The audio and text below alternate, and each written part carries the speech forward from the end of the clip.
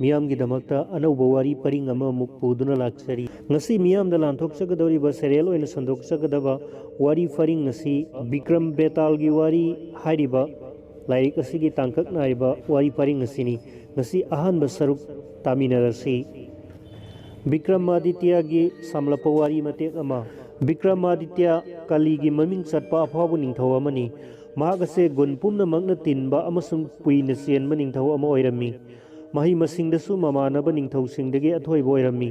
mahak lairaba prajasingbu masamak kumna nungsibiba aduga akanbasingi maraktasu nongságumba nipa amani asumba wa ngangbada Yudhishthir gumlamni masak matau fajabadasu kam kauba lai aduga manai maral mathum ina khunbada kuberdagi tade marosing mabudida sagolsen guruga amhani taubungamba sakti amasung mapanganda rabon ningthaugumbani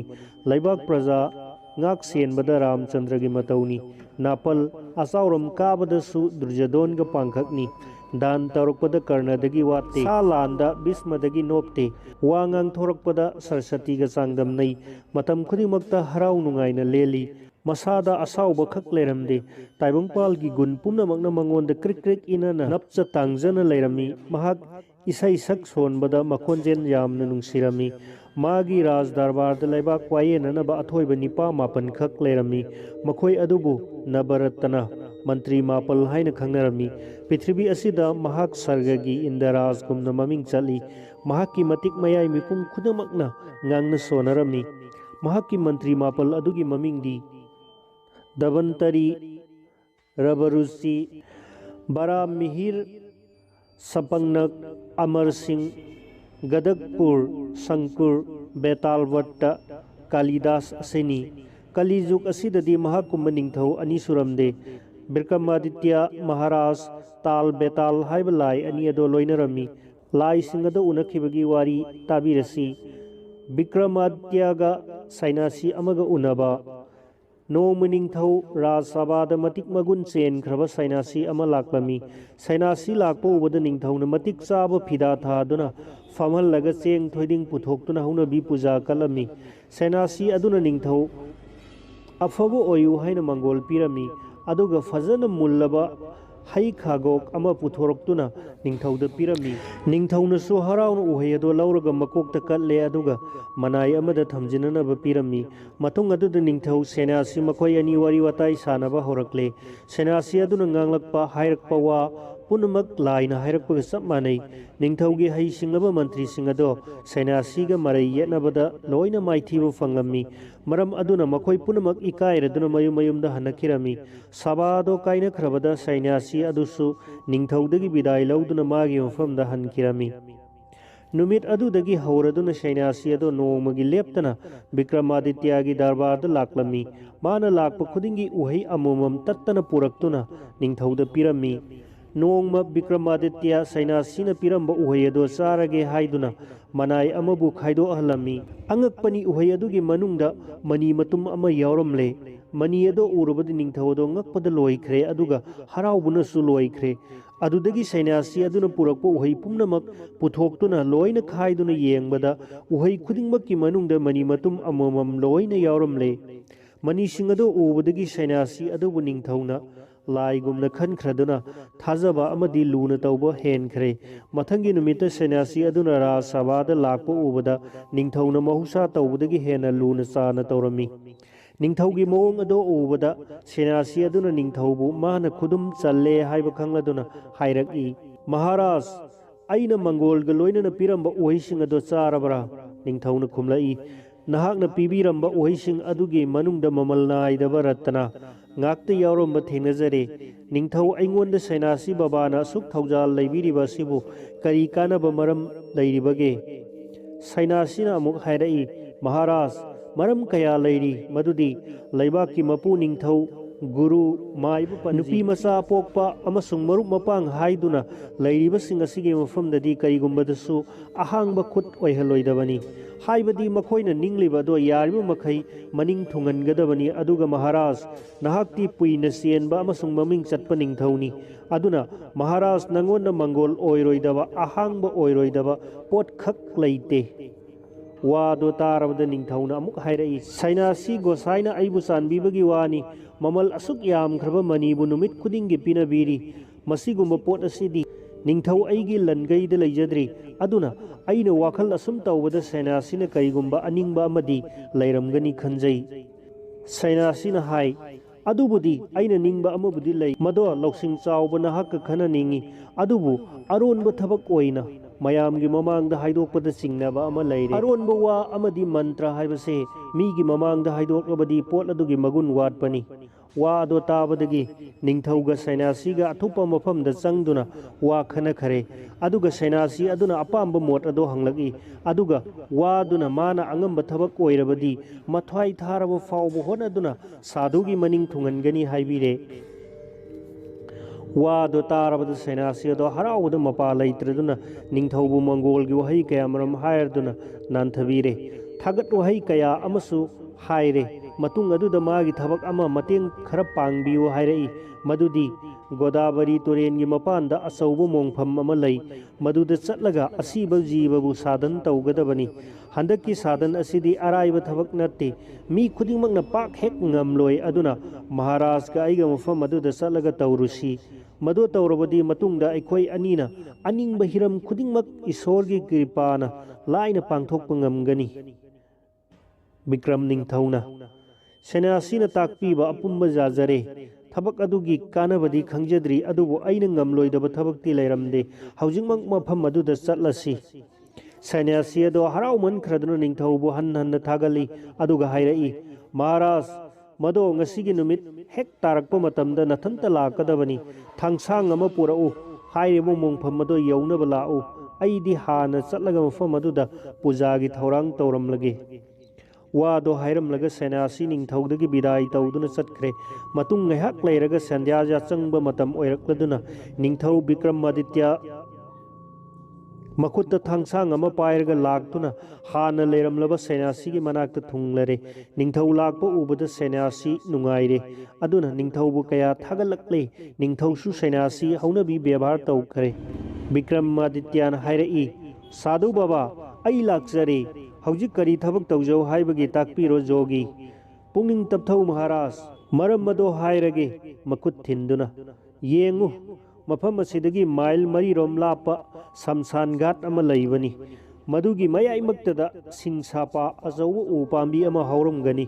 मदुगी उथक अदुदा मी असिबगी हक्चांग अमा उसादा पंदुना यालिबनी मदो नाहकना चलगा मफम अदुदा थुनमक पुरउ अहाक मफम असिदा पूजा कटपा हौरमलगे साधुगी मवा ताबदा निंगथौ चिंगनबा लैतना असिबा हक्चांग अदो लौगे हाइदुना थुनमक चटख्रे नुमित अदो थासी नुमितनी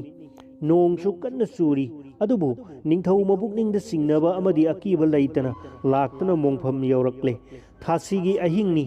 नोंगा तारे मम्बना लंबी उदे नुंगसितसु कन्ना सिटली अमुक अमुक नोंग खोंगलक्पा खागलक्पदा नाकोंग यैसिली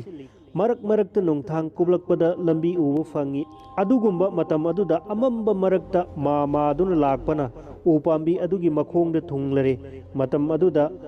अयाम्बा अहिंगी तमनलाई सिंगना मखोल थोकना हालू फाव हाइदुना कन्ना लाउनरई कनागुंबा मखोंग नामता ngaइबा जीवा मना चोंग चोंगदुना लाक्लगा निंगथौगी ममांग मक्तदा हेक लेपलै भूत प्रेत दाकी जोगिनी ने सिंगबा लाउ खोंगदुना जगोई सादुना कया चोंग फल्ली मतौ अदुदी ताइबंग पाल से मांगलमदाइदा बैरैबी कौबी लाइना जगोई साइ हाइबदु मंगाई ममित अनि अदुदगी Mary free free कामथोरई मखोइना Sen Chongba अमदि निन खोंगबा अदुना मफम अदुगी लैबाक थक थक निकलमी मफम खुदिंगदा असीबा मी पोलोइबगी मतौगुम सिंग खरा सेम मई खरा था तौदुना लैरमी कनागुंबा खरा अमना मी असीबगी मकोक हुंदुना फिबुल हाइबी सानै येंखी मफमदा अकीबा तुजुंगबा ngahakta उरमी हुई अमदि लमहुइना चिंगबा असीबा मिसा साबा कया अमा चिकनरी उरुबा पोट खुदिंगमक जोमगी लैबाकुम खल्ले मवोंग से मी नतबा लाई फाउना किनिंगाई ओइरबनी अदुबु विक्रमादित्य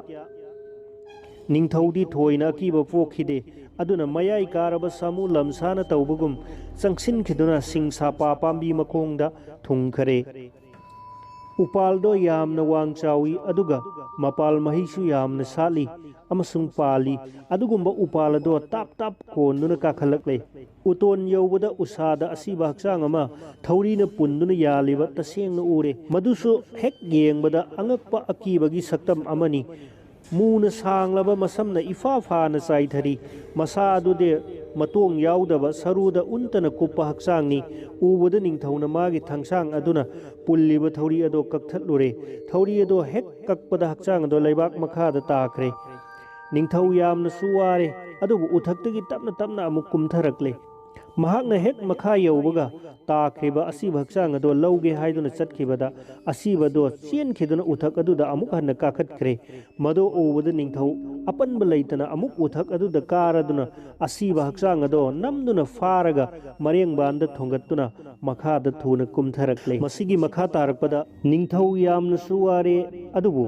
ꯎꯊꯛꯇꯒꯤ ꯇꯞꯅ ꯇꯞꯅ ꯑꯃꯨꯛ ꯀꯨꯝꯊꯔꯛꯂꯦ ꯃꯈꯥ ꯍꯦꯛ ꯌꯧꯕꯒ ꯇꯥꯈ꯭ꯔꯤꯕ ꯑꯁꯤꯕ ꯍꯛꯆꯥꯡ ꯑꯗꯣ ꯂꯧꯒꯦ ꯍꯥꯏꯗꯨꯅ ꯆꯪꯈꯤꯕꯗ ꯑꯁꯤꯕꯗꯣ ꯆꯦꯟꯈꯤꯗꯨꯅ ꯎꯊꯛ ꯑꯗꯨꯗ ꯑꯃꯨꯛ ꯍꯟꯅ ꯀꯥꯈꯠꯈ꯭ꯔꯦ ꯃꯗꯨ ꯎꯕꯗ ꯅꯤꯡꯊꯧ ꯑꯄꯟꯕ ꯂꯩꯇꯅ ꯑꯃꯨꯛ ꯎꯊꯛ ꯑꯗꯨꯗ ꯀꯥꯔꯗꯨꯅ ꯑꯁꯤꯕ ꯍꯛꯆꯥꯡ ꯑꯗꯣ ꯅꯝꯗꯨꯅ ꯐꯥꯔꯒ ꯃꯔꯦꯡꯕꯥꯟꯗ ꯊꯣꯡꯒꯠꯇꯨꯅ ꯃꯈꯥꯗ ꯀꯨꯝꯊꯔꯛꯂꯦ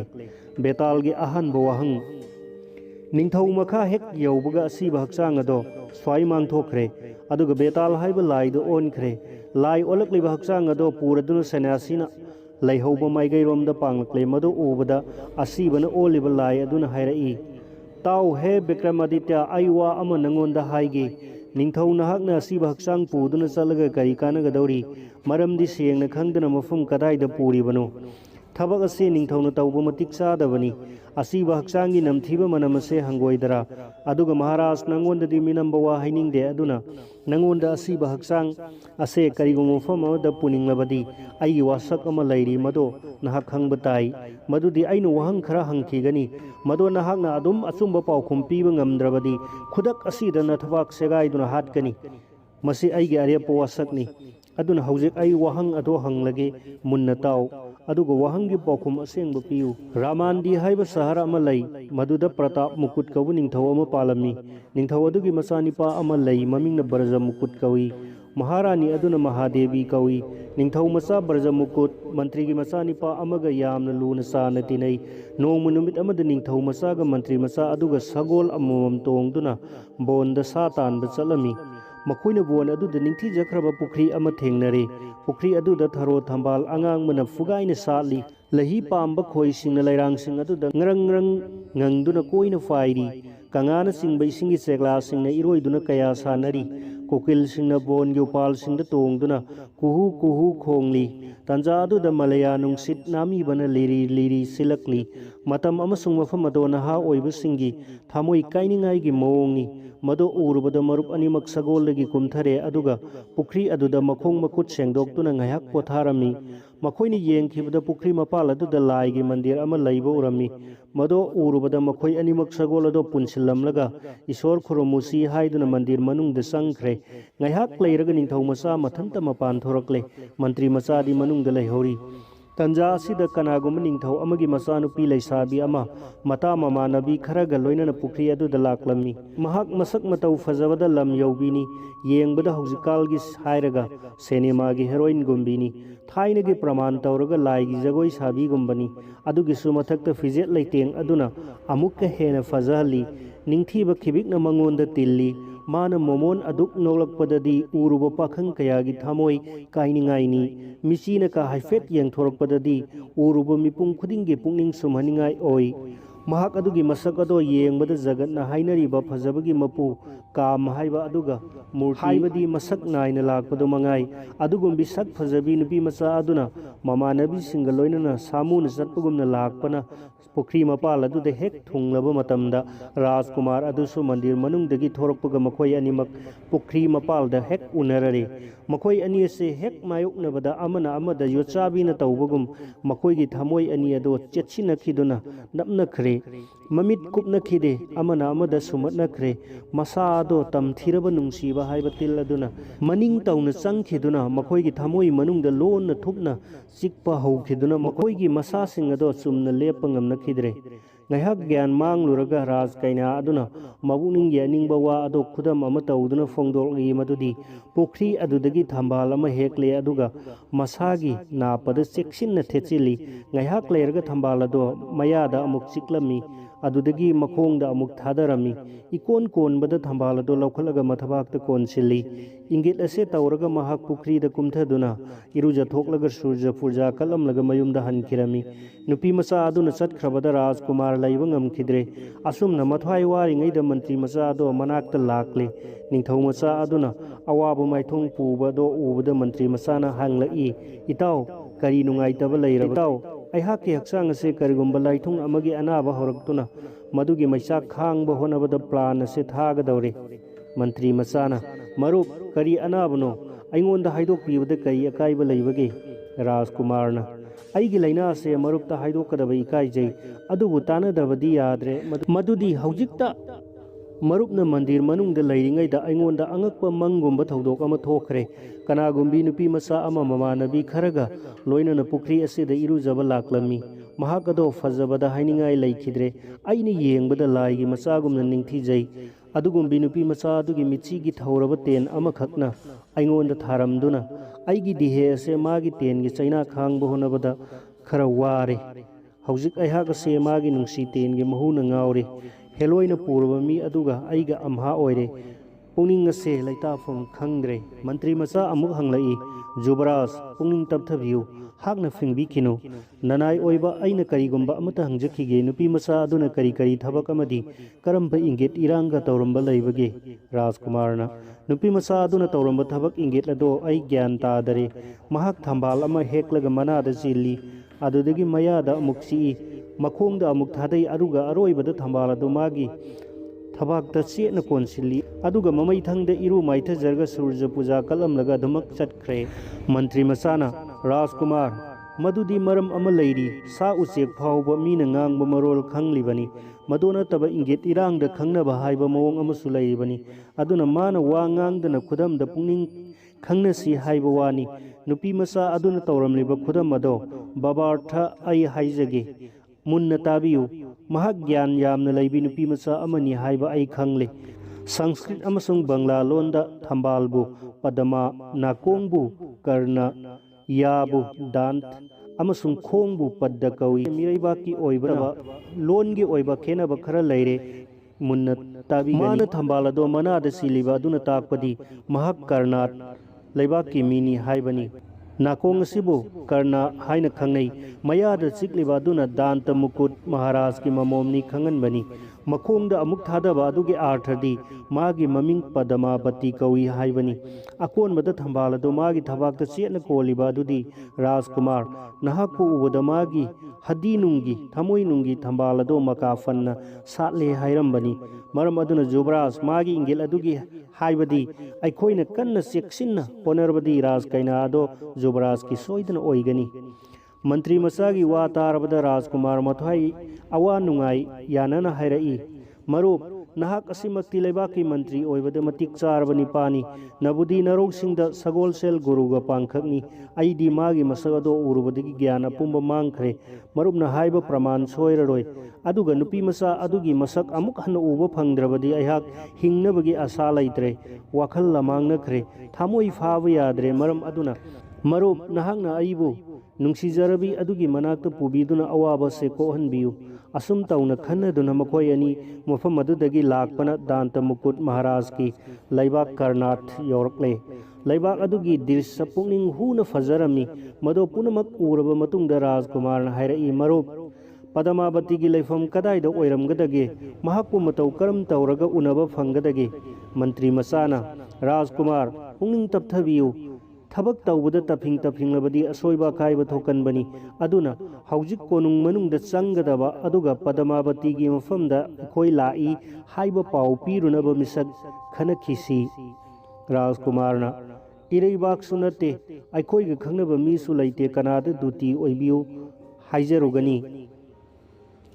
मंत्री मचाना सोइदन लैगनी संसार लन पामदब मी लैतबनी जुबराज आई मदुगी मरम हाइजगे निंगथौगी मचानुपी कोइगे खल्लबदी वैष्णवी लाइनिंगबी मालिनी ग्वालिनी संगोम जोनबी अदुगा अमना लोइनबी मता ममानबी मखोइसिंग असिगी मरक्तगी खुदोंग चाबा अमा थीरगा सना लुपा यामना हेक पिसिंदुना मपोकनिंग पेलहल्लगा दुती ओइहनगदबनी अइना हाइजख्रिबा मिसक्सिंग असे दुतीगी थबक्ता मतिक चारबा ngaktani वादो ताबदा जुबराज मथ्वाई नुंगाइरे असुमना मखोई अनि वखल मुन्ना तौनरगा ममै थंगदा मालिनी अमगी मयुमदा चंगलक्ले अहानबदा मखोई मिरैबाक मचानी लम कोइबा लाकपनी अदुना मतम खरदंग मालिनी अदुगी मयुमदा युमथुंग ओइजगे हाइदुना सना लुपा मतिक चाना पिथोकले मदुना मालिनी अदुबु लन थुम अदु फंगबगा लम कोइरकपनी हाइबा अदुगा हराव हरावना लैफम पिबिरे मरुप अनि अदु लैफम फंगनबदा हरावना अमुक्का सना लुपा कया अमसु पुथोक्तुना पिसिल्ले अदुगा हराव नुंगाइबगी वारी वाताई कया सानदुना युम्बु अदुगी मबुकनिंग सुमतखरे अंगकपनी लनगी मगुन मपोकंगैगी सक खंगना उनद्रिबा मी अदुबु मसादा मसागुम खलनखरे असुम तौना नुंगाइ वारी सानदुना अहिंग अदो लेले नोंग ngaलकले मखोई पुनमक यहौनरदुना नोंगमगी अयुक्की तौफम थोकपा हौनबी नियम पुंबा लोयरदुना चा थक्कदबा खरा चानरे मतुंग अदुदा मंत्री मचा अदुना मालिनी अदुदा मखोईगी अवा नुंसी वारी कया अदुगी वारी सादुना तहल्ले अदुगा मबुकनिंगी अरेपा वासु हाइजदुना खंगल्ले ममैथंगदा राज कायना पद्मावतीगी मफमदा मखोईगी वाबगी पाव अमुक्तंग तंबीरुनबा नोलुकना हाइजरे वादो मालिनी अदुनासु राज कायना पद्मावतीगी मफमदा हाइबिरुगे याखरे मतम अदुदा मंत्री मचाना मालिनीदा हाइजरई इमा सकलबी नहकना राज कायनादा हाइबिगदबा मरोंदी असुमना हाइबियु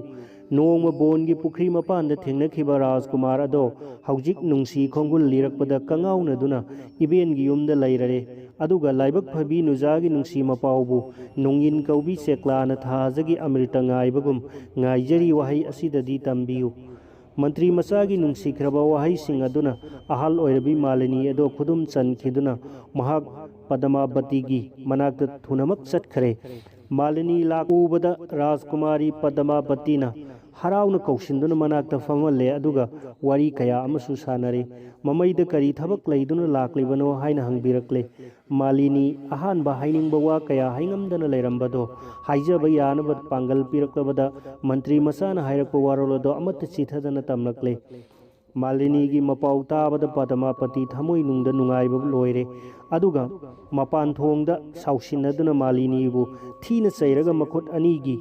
खुदोल तरा अदो मुक लुपलगा मालिनीगी मराइबक अदुदा नंबीरे अदुदगी फत्तबी नुपीनी हाइना मंगक पाइदुना इलकले मालिनी मफम अदुदगी थुनमक चलहनखरे मालिनीगी मराइबक खुदोल तरागी मुक मफम अदो मतौ अमगुम येंगबदा फजखरे अदुबु मालिनी इकाई नुंसी यानना कपतुना मयुमदा लाकले मयुम यौर मराइबकी मुक अदो येंगहंदुना वारम अचुंबा तमले निंगथौ मचा मोंग अदो उबदा ममाई मक्सिली मंत्री मचा अदुदी मथ्वाई नुंगाइरमी अदुगा हाइरई राजकुमार अखोईगी थबक मही यालगनी पद्मावतीगी चिठी मरोल आई खंगले पाजर के पुंगनिंग तपना ताबियु मखुद तरा की खुदम इबेन के माइद थारकलिबा असिगी मरोंदी थासीगी सिरमदाई तरानी पानबा नुमिता उनसी हाइरकपनी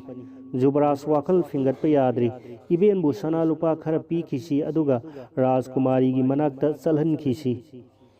वादो ताबदा राजकुमार मथ्वाई हराउदुना मालिनीदा सना खरा अमुक अवामल ओइना पीखरे अदुगा अमुक्तगा चटपीखिनबा हाइजरे मालिनीसु सेलगी मयाइना पुमसुम सुमहतखरे मखोइना हाइबा मखै याखरे मथंगी नुमित अमदा मालिनी पद्मावतीगी नाक्ता लाक्ले मालिनी लाक्पा हेक उबदा राज कायना यामना साउबगी मोंगदा अमुक चैरई मबुक फत्तबी नुपी असे आइगी नाक असिदा तोइना तोइना लाखरे करीबु तौबु लाक्सबा सारिबनो मालिनीना सनाइबेमा ननाय अइबु राजकुमार अदुना अमुक्तगा चटपीरु हाइदुना थारकपनी मदुदा अइसु मागी अवाबदो येंगमददुना मचाइबेमगी नाक्ता कीना लाक्सरिबनी मालिनी वंगांग हैबी नुपीनी फन सैरबसु मागी अनिंगबा अदुमदी अदुम हाइरमी पद्मावती मबेनगी वादो तारगा अमुक हेना साउसिनदुना हंदक्ती मखुद खुदोल अहुमना कुमकुम चंदन लुपलगा मालिनी की ममाइदा अमुक नंबीरे अदुदगी थुनमक चटख्रो हाइना तालकले मालिनी हंदक्ति यामनबु फजख्रे अदुबु मरमदि खंगदबना मथ्वाइदि कया नुंगाइरमदे निंथौ मचासु मबेलगी मवोंग अदो उबदा थोइना हराउरमदे अदुबु मालिनीना मंत्री मचादा खुदम अदो येंगहली मदो उबदा मंत्री मचा नोई अदुगा निंथौ मचादा हाइरई इताउ इबुंगो हंदक्की चिठीगी मरोंदी मयेक यामना सेंगै रकले मदुदी महाकी राज कन्यागी रज स्वाला मसा सेंगदब नुमित हुमनी सूरे तालक मुनि ऋषि सिंहना हाइनब लैरी नुपीगी मसा सेंगदब अहानब नुमित असे चंदालिनी ओई निनी सूबना ब्राह्मण हाटपगी पापुई हुमनी चनबना अतोंबी नुपीगा मानै मरीनी मंगानी हाइबदी मपुरोइबगी सेवा यारे हाइनै अदुना अतुप्प मरोल असे मालिनीना खुदमना तालकपनी पुंगनिंग यांगबीगनु ngasi numit humni dang chontharaga rajkumari ga unaba yaragan wakhal ase tawduna marup ani ado numit humni ama wana khanglakle marini surapu numit adu da mantri masana malini da sana khara amuk piraga raj kaina padmavati gi manakta sarpiruna ba haijare malini mabe mana thina thina chairabasu sana fanglaga loire khanduna haraunu konungda lakle malini lakpo obaga padmavati chaiba hekta horai फत्तबे नुपी से अमुक लाकले ngasi लाओ नतिक चाब दंदी तौरगे वासे हायरदन मता मयाम कौशिलगा मालिनी बु father पुनसिलहले मदुना Malini मथवाई नुंगाइत्रदुना मरम करिगिनो हंगजकी निंथौ मचा नुपीना नचत फत्तबगिनी हाइना अमुकसु सैबीरे अदुगा थोंनाव लोमदो पुथोकलगा पुल्लिबा दो थादोक पीरे अदुदगी चटखरो हाइना मंगक लाक्तुना इनखरे मालिनी हंदक्ति यामनी काई नुंसी यानना कप्तुना लाकले मयुम यौरगा तौरकलेबा पुनमक अमत चिथदना तमले मालिनी की वा ताबद मंत्री मचाना हायई जुबराज हंदक्ति सोइदना थबक मंगोल ओइरगनी राजकुमारना कईगिनो इबेन मालिनी बुमान फादनु पुल्लेबदी मरम मदो आई खंगनिंगी मंत्री मचाना हाय मदुगी मरम ताक्सगे ngasi असे राजकुमार बु इबेम पदमवतीना नुंसी थौरीना पुंजरगे खंगलकपनी अदुगा मिहु थोंगलोमदा थादोलकपना लंबी तालकपनी वारी असे सानदुना मखोय हराव मिनरे अदुगा ngahak lerga numit kauba anganba manai anigi nungsilaije ikhau langba koklaba nongchupki singmarumda lotkhre मदो उरबदा मखोय मरुप अनिमक चाब थप लोइखरे मतमदो नुमिदांगी पुंग 10 रोम तारकले तंजादो यौरबदा मंत्री मचाना मागी नुंसीजरब राजकुमार दो पूरदन पदमावती राजकुमारी की मनाक्लोमद लाकले मखोयना लाकपसे राजकुमारी अदुगी थोंगनावगी लंबीदा यौरकले पदमावती सु थोंगनाव मनाक्त मता सिंग लोइनना मबुंगो ngaiduna leirami मतम अदुमक्तद राजकुमार लाकपदो उरदुना हराउबद मपा लैखिद्रे अदुदगी निंथौ मचाबु तरामन ओक्तुना मागी तुमनब कारोमद पुखरे अदुगा यामन व्यवहारग लोइनना निंथीन सेम सारब कांथोल अमगी मथक्ता फमहल्ले अदुदगी मनाइसिंगना साथक कया पुथोरक्तुना सामिन थमिनरे मनाइसिंग मागी मागी मफमदा हनखरे राजकुमार राजकुमारी मखोय अनीद ngaihore मतम अदुदा मखोय मखोयगी मबुक्की अनिंगबा वा कया फोंदोकनदन नुंसी वारी कया सानखरे मखोय अनि हराव नुंगाई इपाकता ताउथखरे अहिंग ममई ओइरक्लबदा मखोय ngaihak पोथाई मतम अदुदा पतमावती निंथौ मचाद वहाई खरा हंगजरई इबुंगो हंदक ननाई नुपीगी पुंगनिंग निंगबा वासिंग असे करमन खंगबीबगे मसे इबुंगोगी बुधिना खंगबीब्रा नत्रगा कनागुंबा अतोपा अमगी मतेंग लौबीब्रा असिमतंगदी ताकपियु राजकुमारना इबेमा आईदी मसीगी मरमद करी अमत हेक खंगदे आईगी मक्तबु नंगी नुंसी वाखल ngauba adudani aduda aigi sanaba marup मंत्री मचा अमा लोइनरे महाकना मरम असे ऐंगोंदा ताकपीबनी वादो ताबदा पतमावतीना मंत्री मचाबु असिंगब मीनी हाइदुना थागली अदुगा हाइरई अदु ओइरबदी आइहाक मंत्री मचा अदुगी करीगुंबा खुदोन पोट तमजनिंगाई लेजदे अदुना ngasi नोंगालगा महाकी चानबा थुम हाउ खरदंग चेक्सिनना मनाइसिंगबु थिलहंजरके मदो इबुंगोदी हाबिरुगनु असिंगब नुपा अदुगी दमक्ता तोंगाना सेमजरके वारी असे लोइरब मतुंग ngaihak लेरगा नोंग अदुम ngalakpadagi मवोंग उरक्लदुना राजकुमार मालिनीगी युमदा हनखिरमी अदुगा तौरक्लिबा थौदौ पुनमक मरुप मंत्री मचादा तमदुना खंगहल्ले अदुदगी हराउना इरु माइथजब लोइरदुना ईश्वर पूजा कच्चरे पूजा अदो लोइरदुना मखोय मरुप अनि नुंगाई नुंगाइबा वारी कया सानदुना लैरी मतम अदुदा राज कैना पदमावतीना मनाई नुपी अमबु हु हापलबा अहाव थुम खरा यामना चेक्सिना योमनदुना मंत्री मचागी दमक्तनी हाइदुना थिलहलक्ली मदो ओबद निंथौ मचाना हाय मरुप नहाकी असिंग ज्ञान अदुदगी आइखोयगी निंग थुंगजरिबनी अदुना पदमावतीना मरुपकी दमक चानबा थुम हाउ खरदंग थारकपनी मसी चाबियु मंत्री मचाना हाय राजकुमार ngase pot ase charabadi aihak soidana siragani mase thajabidраga parikha tawjage yengbiu wado hairaga hui ama kauduna asapot ado pijarami hui ado asapot ado chabaga khudakta sire hui ado siba uraba ningthau macha ngakpada loikre aduga hairai aidi mabu asuk mabuk phattabini nupini haibo khanglamde ningthau macha oibi mana karigi asuk biswas gatini oiri thajaba yadraba maga aiga amuk hana unaba matik chadre yumda halasi marup aduga kari nungaitaba leiduna mana marupu hanaba थौरांग से तौरक्लिबनो मंत्री मसाना जुबराज मरम मदो खंगबी निंगब्रा मदु हाइजगे ताबियु मदुदी जुबराज इबेम पदमवती न यावनमक नुंसीख्रे मतम खुनिमक्ता मनाक्त नुंसी थौरीन पुंदुना मान थमनिंगी अखोइगी देशता हलनिंगदे वखल पुनमक काउथोहंदुना पुंसी चुप्पा मनाक्ता लहनिंगी मदुदा आई असे लैरबदी मानस निंगलिबदो थुंगबा याररोय खंदुना आइबु हालगा मागी मनिंग थुंगे तौबनी थाजबियु अदुमनदी ओइरबदा महाक असे अइंगोंददी इमागा मानरबनी अदुगा अमरोमदा हायरगा मरुप अमगी दमक मतेंग पांगबदा थवाई थारबसु थोइना कायदे अइना हाइजबा याबियु मागी मसुंगलांगी अइखोइना कया वारक्लबनी सिंगनबो वाखल थादोकपियु मागी फत्तबा वाखल अदुगी मतिक चाबा प्रायचितसु ओइनबा ngasi ahi ngasi su जुबराज की नुंसीरबी अदुगी मनाक्ता लेंगबीदुना अथोइबा प्रेमगी खुदोल लौनबीरु मतम अदुदा करिगुंबा थबक अमतदी राजकुमार पांथोकपिरक्पा तारे मदु तौरबदी मागी मरालदो लाइना कोकनी मरम मदो ननाई ताक्सगे ngasi ahingdi जुबराज दी तुम्बीबा याद्रे माबु सुमदुना तुम्खिनबो होनबीरो मदुदा माना तुम्खरबदी मफैगंदा त्रिशूलगी खुदम अमतदी थंबीरमु अदुगा मागी मफी अमतंग पूदुना थुनमक हनबीरउ मतुंग अदुदा मागी प्रतिकार तानसी मंत्री मसाना हाइबो वारम पुनमक कायदना निंगथौ मचा अदुना अहिंग अदो तौखरे अदुगा त्रिशूलगी खुदम अमा तौरमलगा राज कैनागी मफी अमा पूदुना हलकले मयुम यौरगा मान पुरक्पा मफी अदो मंत्री मसादा पीररे फी अदो फंगलबदा मंत्री मसाना राजकुमारदा मखोइना तौगदबा हिरम पुनमक ताकले अदुगा मान सैनासी अमा ओइदुना मी असीबा पोलोइफम मंग अमदा फमदुना लैखरे राजकुमार अदुना पदमावती की मफी अदो पूदुना कैथेल अमदी दुकान योननब पुरकले फी अदो दुकानदार अमना हेक उबदा निंगथौ मचा नुपीगी मफीनी हाइबा खंगलदुना मपुकनिंगदा चिंगनब पोक्तुना निंगथौ मनाइसिंगदा ताखरे मदुदा दारुगा सिंगदुना जुबराजपु फारगा निंगथौ कोनुंगदा पुखतखरे अदुगा मचा नुपी पदमावती की ममिंग हक्तुना थाबा फी अदुगा लोइनना हुरानबा फारक्लबनी हाइदुना निंगथौदा पीररे निंगथौसु मचानुपीगी मफीनी हाइबा तसेंगना खंगलदुना मदो करम तौना कदाइदगी फंगलक्पगे हंगलमी वहंग अदो तारबदा फी योलरिबा निपा अदुना हैरे अयहाक फी असिगी मरमदा थोइना खंगजदे अइगी गुरुदेव अमा सासनगात लाइनिंगली महंगना अइंगोंदा फी असे योलगा चाना थंगनबा पोट खरा लैरौ पिरकपनी वादो ताबदा निंगथौ अदुना मनाई खरगा फियोन मनुपा अदुगा लोइना नमागी गुरु लेहोई हाइबो मफम अदुदा मरम हंगनबा थाखरे अदुगा मागी शिक्षण पुरकलिबा फी अदो कदाइदगी फंगबनो अदो राज कैनागी मफीनी हैरई वादो तारबदा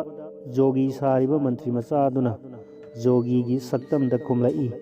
फी असे अइना फंगखिबगी वारी नखोइ तानिंगब्रा मदो खंगलबदी अइलीगे मुन्नताव नोंगमा थात शिरमदाइगी तरा मरिनी पानबा कृष्ण चतुर्दशी निमित अहिंगदो फन थेंखरे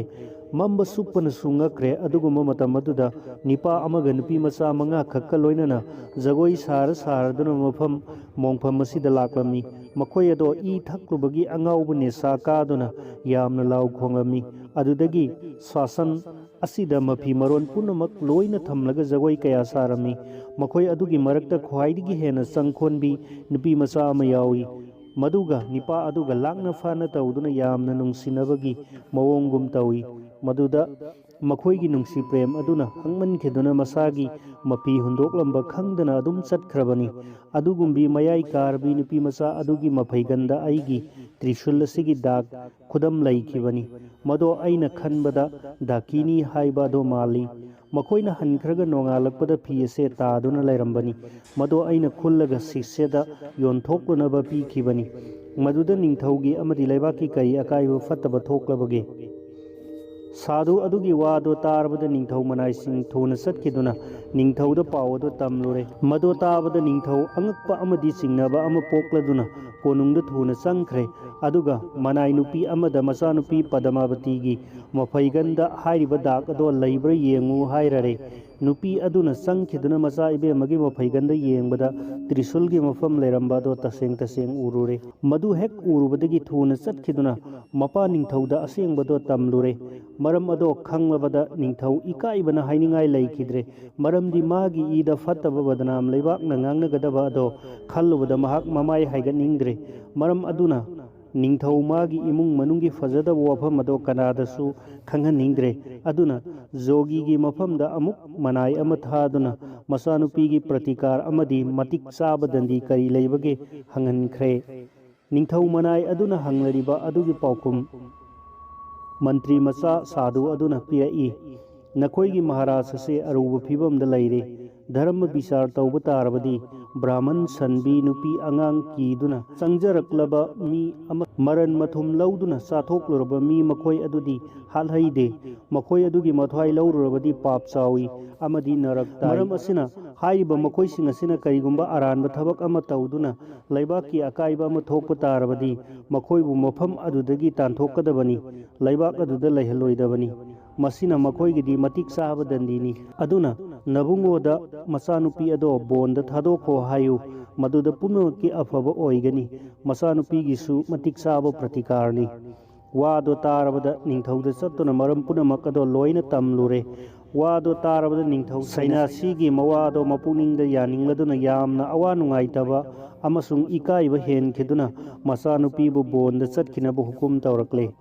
असोमदा निंथौ मचा मंत्री मचा मखोई अनि सगोल अममम तोंगलदुना पदमावतीना लाकदबा बोनगी लंबी येंगदुना लैरे पदमावतीसु मपा निंथौगी याथंगना कनखिबना खांगबा याद्रदुना मयुमदगी बोनगी माइकैरोमदा लाकले मतम अदुदा मखोई अहुमक बोनदा उनररे राजकुमारगा लोइनना मंत्री मचा लैरंबा उबदा राज कैनाब यामनमक इकाइजरमी मरमदी माबु हु पिजदना हाटके थौरांग तौरुबा अदुगी फोलना ngasi mahak masamakna phangleiba dasa aduni khangladuna मंत्री मचागी मफमदा मराल ngakpiu haina nonjakirami मदो मंत्री मचा अदुनसु करी अमत दोष लौखिदे निंथौ मचा मंत्री मचा मखोई अनि पदमावती राज कैना पुदुना मरैबाकता हलकले येंगबिउ लाइगी नोंगदम खोल मियोइबना खंगबा ngamde असिंगबा मी कयासु अवा अना दशा तारबदा अपंगबा हेक्ता मवोली मियोइबदी लायदुना जगत की मपु ओइरबा रामचंद्र सनागी सजी उरुबदा ज्ञान मांगखी अस्तब बंसु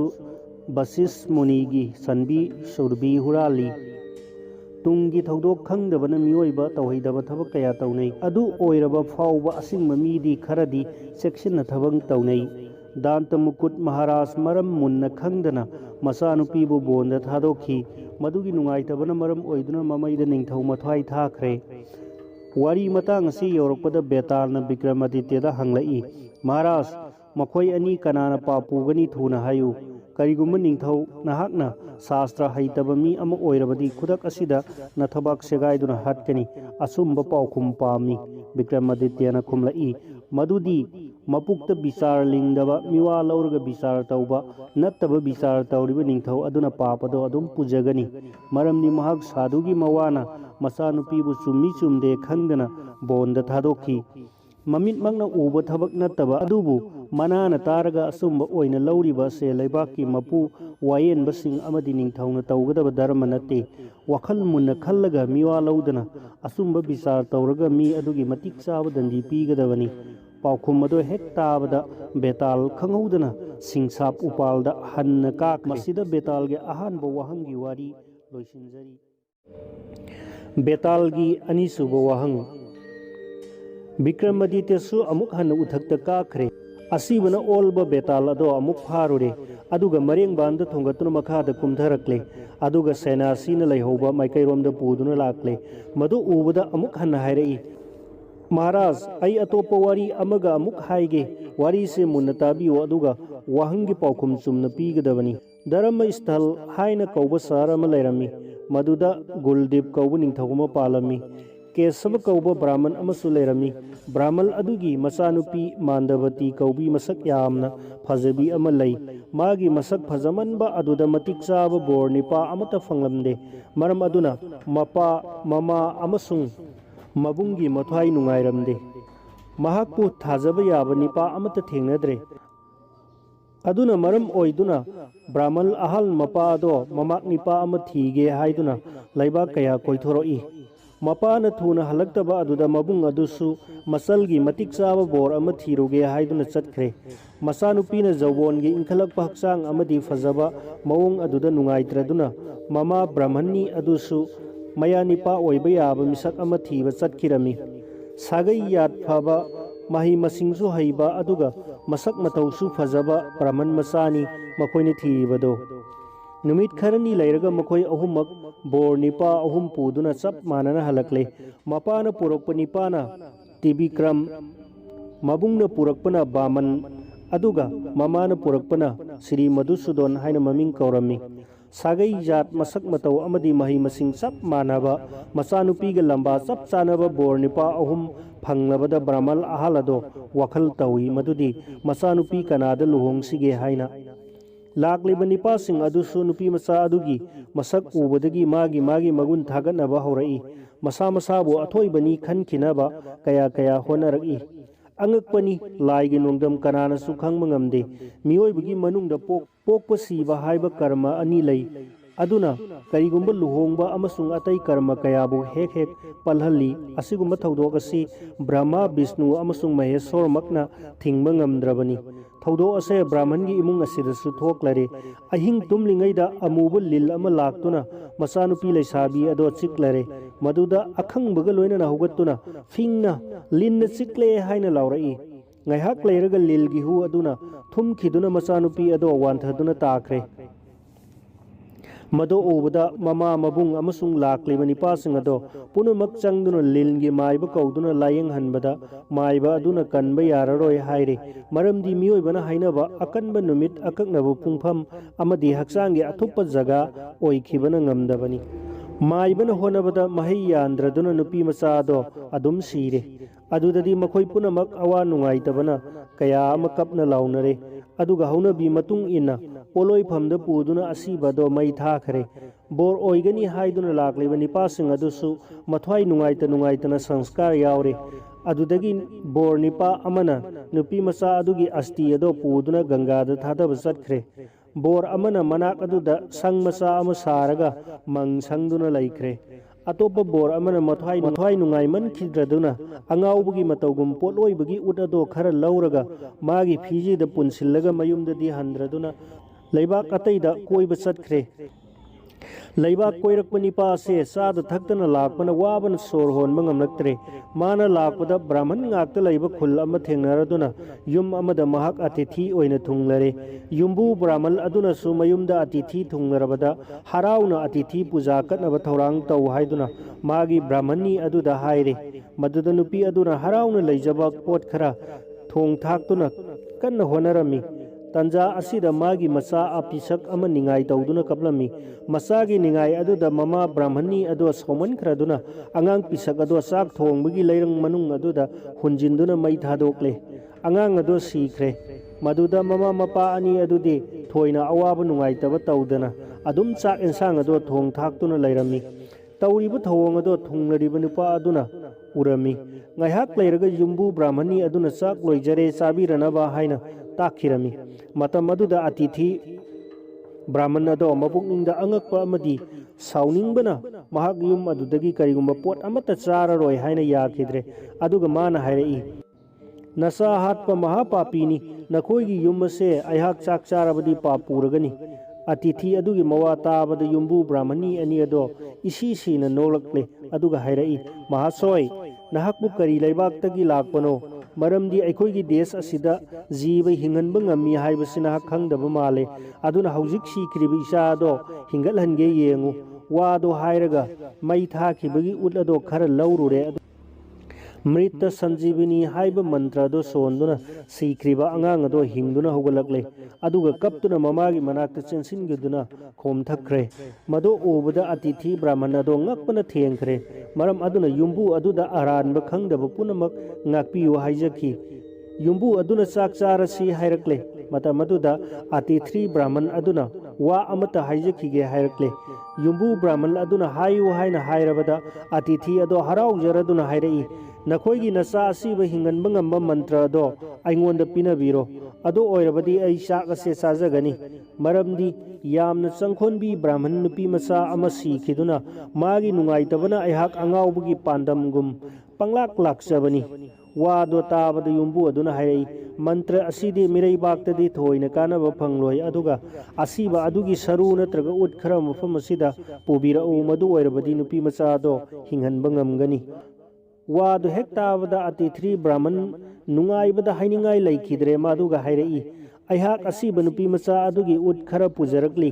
हाइना मागी फिजीदा पुल्लिबो उट अदो लौथोक्तुना युम्बु ब्राह्मण अदुदा पीरे उट अदो फंगलबदा ब्राह्मण अदुना मागी मृत संजीविनी सोंदुना खुदक्ता नुपी मचा अदो हिंगल हलकले हेक हिंगदुना होगलकपगा नुपी मचा अदो कोयेंग येंगलकली अदुगा हाइरई अइना लैरिबो मफम से कदाइदनो इपा इमान कदाइदे चटखरे युमना कदाइदे लैखरे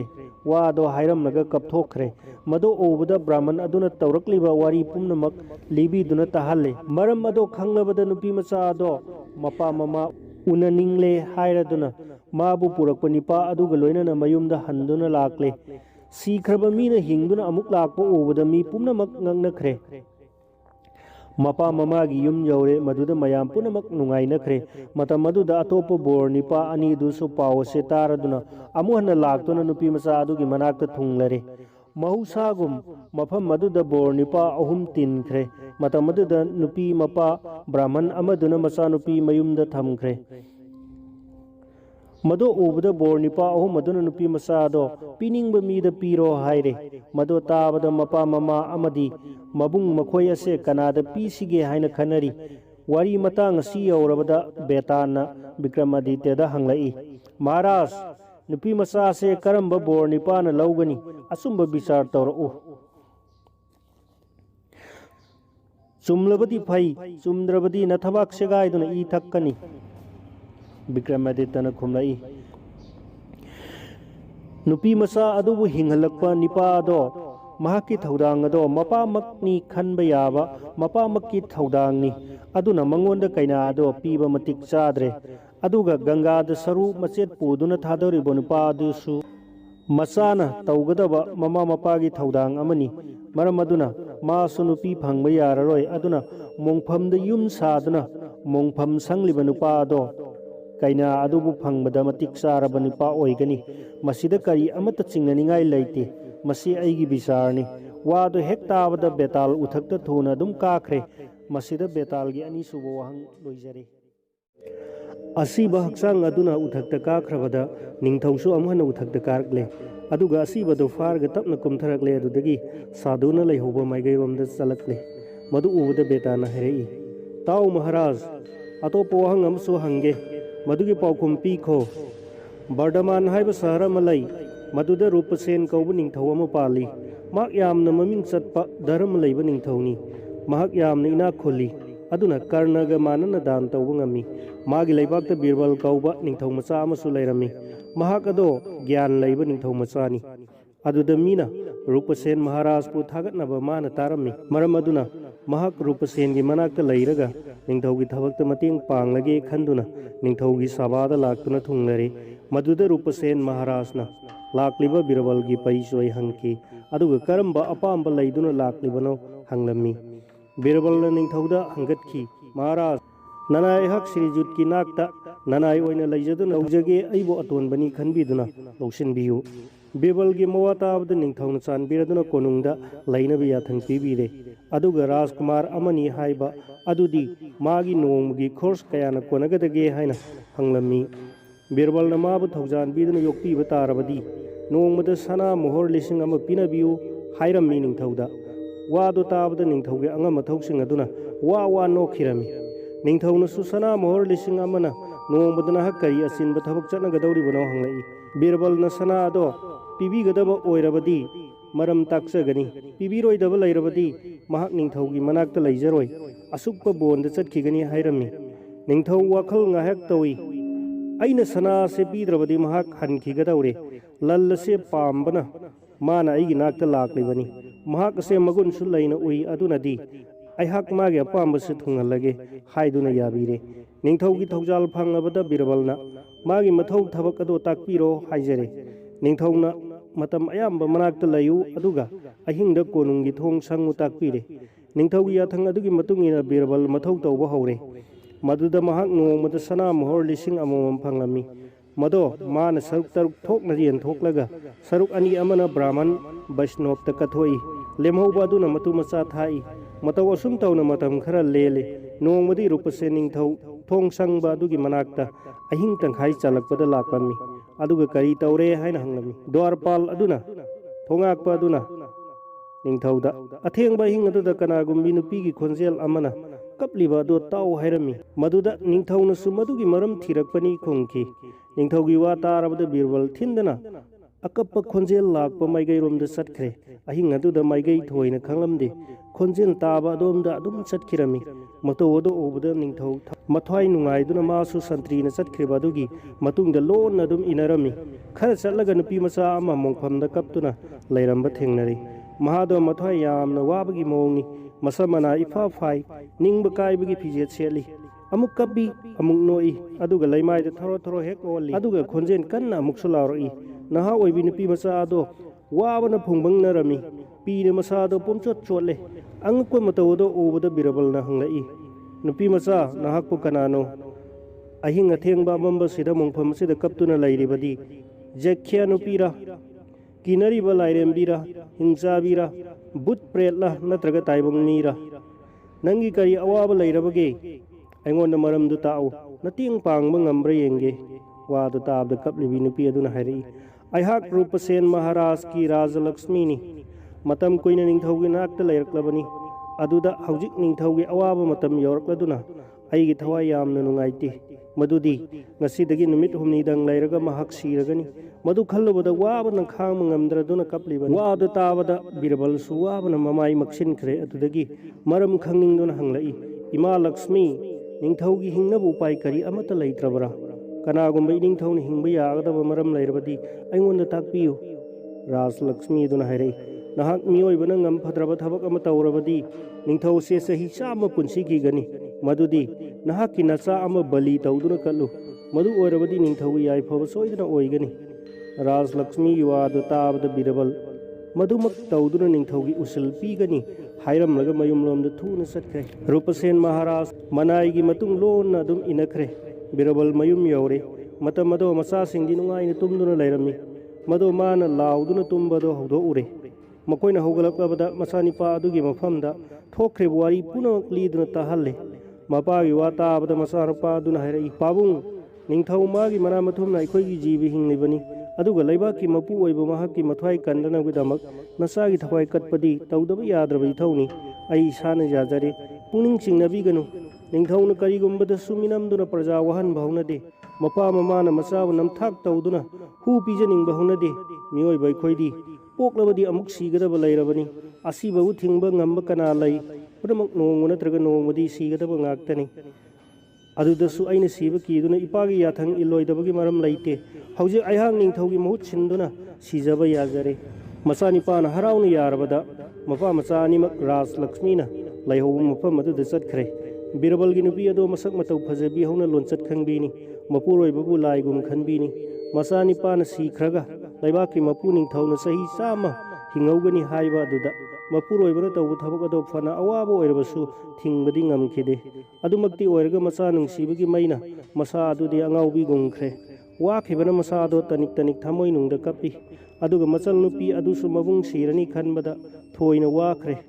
मपागी थबक अदो महाक हाइफम खंगदना ngakre निंथौगी पुनसिनबगी मचामक करमना हाटकदौरिबनो येंगनिंगलमी मरमदना ममा मचा अनिसु मतुंग इनरकले मदु उबदा बीरबलना हाइरई नखोइ नमा नचाना मफम मदुदा चटपगी थोइना कानबा लैरोइ अइगी वा लौ युमदा लैहौ नुपी अदुना हाइरई इबुंगोना ताइबंग पानबगी लल ओइरबा नचामक नखुटना बलि कटकदौरी मदुदा अखोइना कनागी मसक येंगदुना करी हराउदुना लेहोगदौरीबनो नुपी अखोइगिदी मपुरोइबगी मतुंग इंदुना चटपदा थोइना अकाइबा लैते वादो ताबदा बिरबलना मसा नुपी अदो पुदुना मपामदा चटख्रो हाइरई मदुदा नुपी अदुना अमुक हाइरई मपुरोइबदी नुपी अखोइगिदी ईश्वरनी मरन्नी अदुना इपुरोइबबु खक थादोक्तुना चटपा ngamjaroi असुमना मखोइ पुन्ना राज लक्ष्मी लेहोबो मफम अदुदा लाकमिनरे मफम अदु बिरबलना मसामकपु महाकी थांगसांग अदुना मंगकक्तुना बलि तौथोकले अदुगी मतुंगदा मचामकपु हाटपा ngamba महाक ताबिंगपाल असिदा अहाकसु इसागी तुंग इनख्रगे हाइदुना मसामकसु महाकना पाइरम्बा थांग अदुना थिंदुना मथोमता थवाई थाखिरमी मतौ अदो उबदा बिरबलगी नुपी अदुना चेनसिलक्तुना इसा इपुरोइबा लैत्रबा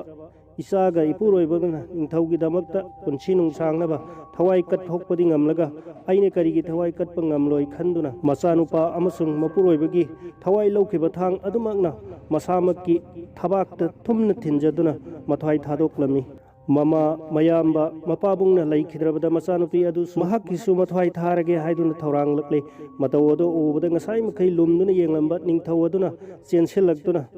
अहाक सना लुपा अमसुंग पुंसी सांगना लैबा पामलक्त्रे मरम अदु आइसु इनाई बिरबलगी तुंग इंदुना सिजखरगे खंदुना थांगसांग अदो लौखत्तुना मथंतगी मंगा कक्लगे हाइना थौरांग तौरक्ले निंथौगी वाखल अदो उबदा राज लक्ष्मीना हाइरई महाराज करिनो मोंग अदो लाले हौनदबा थबकनी नहाकना खल्लिबदो हौजिक अइंगोंदगी अपाम्बा बोर अमा नियु निंथौना हाइरगी इमा लक्ष्मी कृपा तौबियु ननाइद बोर पीबीगे हाइरबदी बिरबलगी सीख्रेबा इमुंग पुंबसे अमुक हिंहनबियु निंथौना हाइजबा अदुदा राज लक्ष्मीना याबिरदुना अमृत खर पुरकलगा असीबा हक्सांगसिंग अदुदा खिकपीरे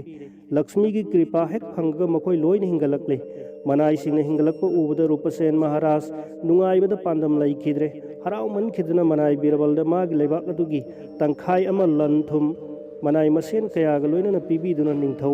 ओइहंदुना नुंगाइना पालहनबीरे मदुदगी यामना नुंगाइबा वखलगा लोइना कोनुंगदा हनखिरमी निंथौ अदो मसीदा बेताना हंगलई महाराज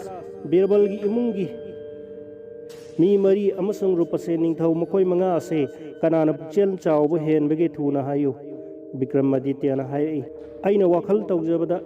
मनाइना मबुंगोगिदमक प्राण थाबा मखै होनबदा थोइना काइदे अदुगा मनाइगिदमक मबुंगोना थवाई थादोकपसे थोइना थेंगनद्री अमरोमदा खल्लबसु महाक लैबाक अमगी निंथौ ओइदुना मतम कुइना लैगदबबु थौसादना सीगे थौरांगबा ngamba निंथौना पुक्चेल चावबा ख्वाइदगी पुमहेन हेली वादो हेक ताबगा बेताल सिंसापा मथक्ता काखरे निंथौसु अपनबा लैतना अमुक उथक्ता कादुना असीबदो फानबा होनखी